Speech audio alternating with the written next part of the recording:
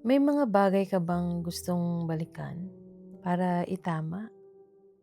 Kamusta ka? Ako nga pala si Sachi. Kung nandito ka ngayon, makinig ka lang. May ikukwento ko sa'yo. Minsan, hindi ka naman talaga galit sa ibang tao. Galit ka sa sarili mo, sa mga desisyon na ginawa mo, sa mga salitang nasabi mo na sana hindi mo na lang sinabi. Yung mga pagkakataong alam mong mali, pero ginawa mo pa rin. Yung mga taong nasaktan mo, kahit hindi mo naman sinasadya. At ngayon, dala-dala mo pa rin. Tahimik, walang nakakaalam, pero ramdam mo araw-araw. Minsan naiisip mo, paano kung hindi ko ginawa yun? Paano kung pinili ko yung tama? Paano kung binalikan ko at inayos ko? Pero hindi na pwede. Tapos na.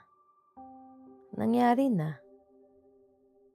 At yung masakit, hindi dahil sa nangyari, kundi dahil hindi mo na siya mababago.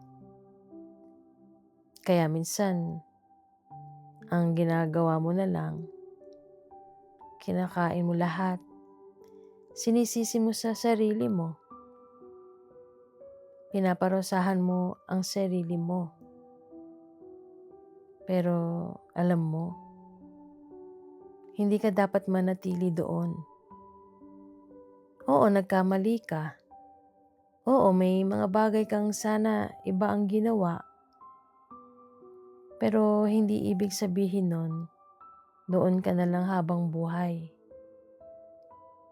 Hindi ka ginawa para manatili sa pagkakamali mo. Hindi ka ginawa para paulit-ulit na saktan ang sarili mo.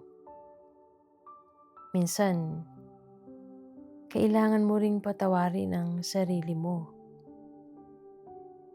Hindi dahil tama ang nangyari, kundi dahil kailangan mong magpatuloy. Hindi mo na maibabalik ang kahapon, pero pwede mong baguhin ang bukas. At kung hanggang ngayon, dala mo pa rin ang bigat, gusto ko lang sabihin sa'yo, hindi ka nag-iisa. Kung may gusto kang sabihin, pwede mong i-share sa akin. Confidential to, mag-email ka lang.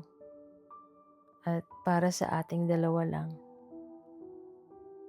Nandito lang ako, hindi ako aalis. At makikinig ako sa'yo. Stay ka lang, babalik ako.